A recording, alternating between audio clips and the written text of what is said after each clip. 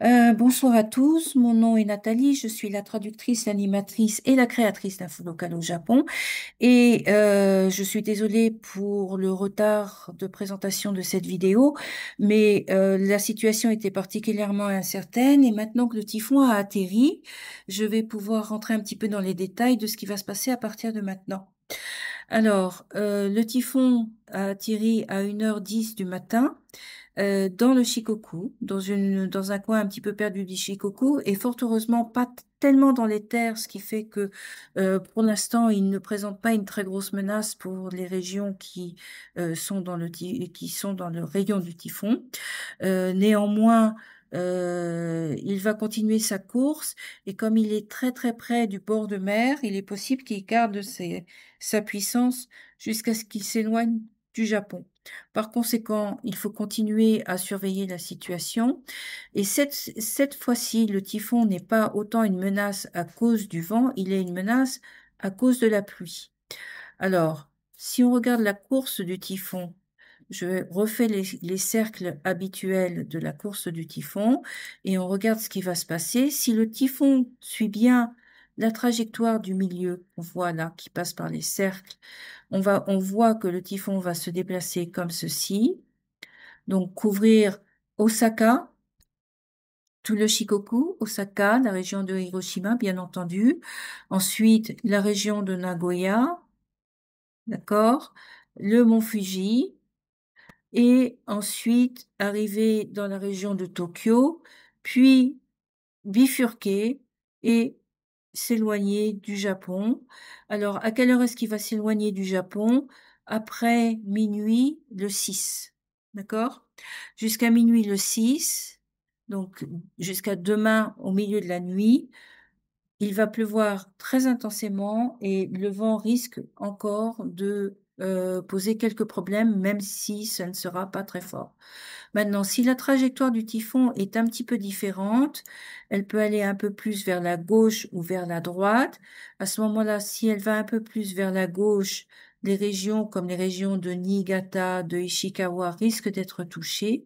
Mais si le typhon traverse la Terre, il ne sera plus une véritable menace en matière de vent et il risque d'accélérer, donc de partir encore plus rapidement.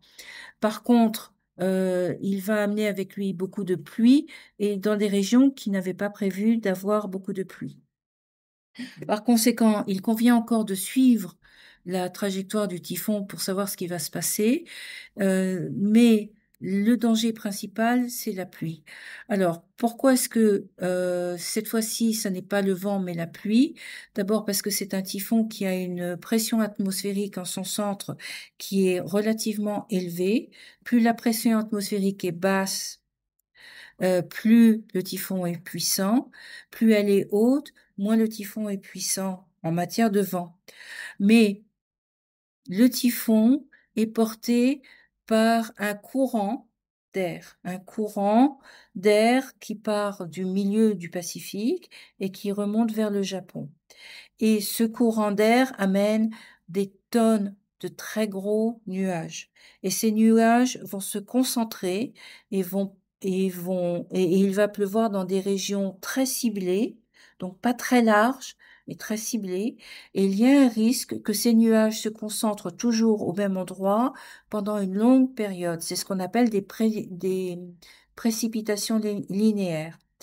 Et s'il y a des précipitations linéaires, les prévisions originales de la météo qui disaient qu'il y aurait peut-être 200 millimètres par 24 heures de pluie peuvent passer à 400 millimètres de pluie par 24 heures.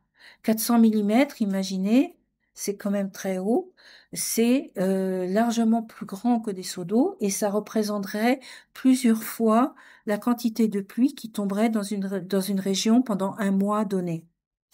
Par conséquent, ce sont des situations qui peuvent créer des inondations, des gonflements de rivières et surtout des éboulements. Donc, pendant la nuit, si jamais vous recevez une alerte sur votre téléphone, regardez bien si vous êtes concerné. Si l'alerte est rouge ou mauve, cela veut dire qu'il faut vous préparer à l'évacuation ou évacuer.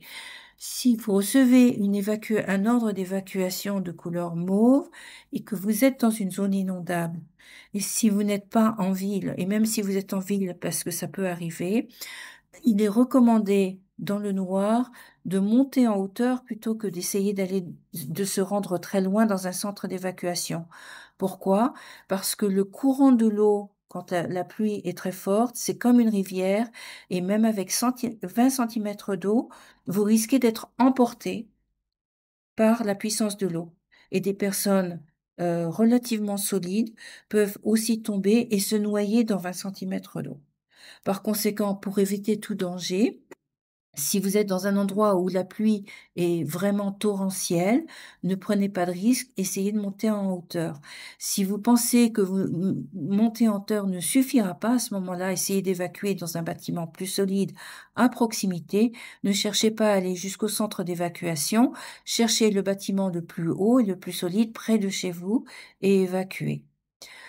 Ensuite, comme il y a un risque, aussi d'éboulement, les personnes qui sont le long des pentes ou qui sont en montagne sont invitées à se mettre dans la pièce la plus éloignée de la pente. Pourquoi? Parce que lorsqu'il y a un éboulement, l'éboulement va passer par en bas. Les pièces qui sont en hauteur ont moins de chances d'être dans l'éboulement et d'être envahies par la terre et le sable. Et si l'écoulement ou la coulée de boue rentre dans la maison, c'est par le côté pentu. Donc si vous êtes à l'opposé de la maison, vous avez moins de risques d'avoir des problèmes et vous êtes plus en sécurité. Donc réfléchissez à l'endroit où vous devez être si vous recevez une alerte. Si vous devez évacuer, réfléchissez au chemin d'évacuation. Regardez de nouveau le chemin d'évacuation. Et si vous pensez qu'il est plus sûr d'évacuer, évacuez jusqu'au centre d'évacuation conformément aux instructions de votre mairie ou conformément aux instructions qui vous seront envoyées par les haut-parleurs des voitures ou par votre téléphone. Donc, maintenant, je vais vous montrer la situation actuelle pour pour expliquer un petit peu mieux les dangers et ce qui risque de se passer à l'heure actuelle. Alors, j'ai gardé le cercle et on va en profiter. Comme vous le voyez, le typhon à l'heure actuelle, pardon, c'est difficile d'ajuster, voilà.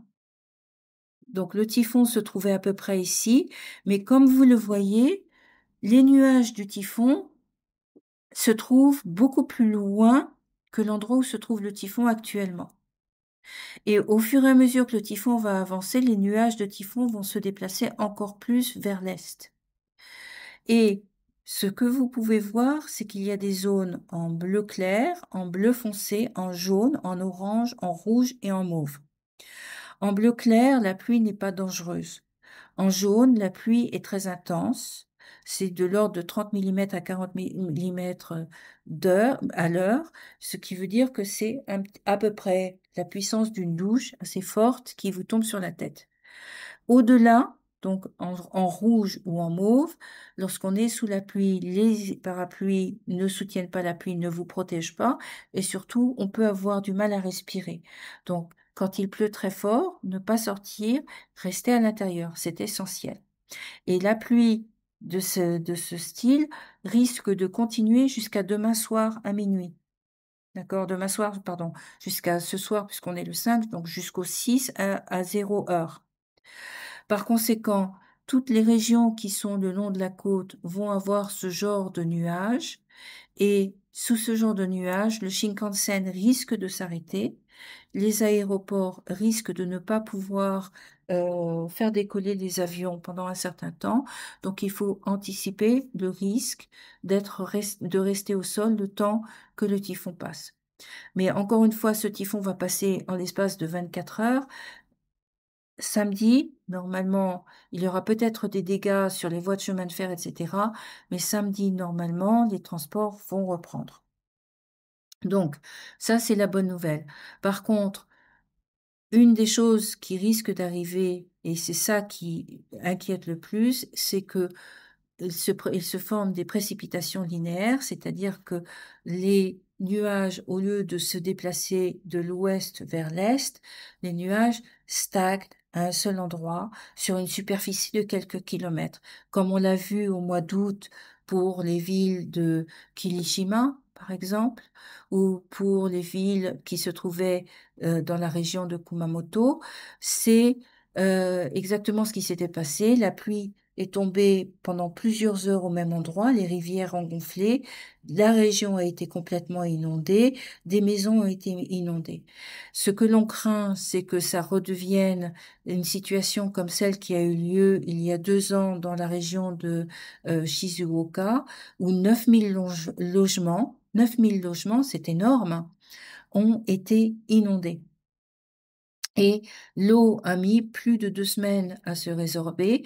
Pendant cette période-là, il n'y avait pas d'eau courante et il fallait aller chercher l'eau dans les centres d'évacuation ou dans d'autres endroits.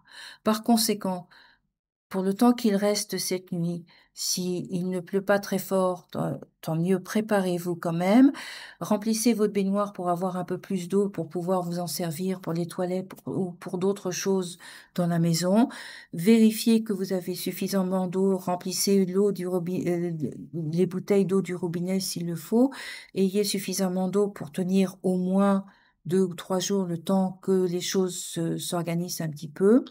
Et vérifiez votre sac d'évacuation, vérifiez les chemins d'évacuation vers les centres d'évacuation. Si vous devez évacuer après les intempéries, vous aurez besoin de savoir.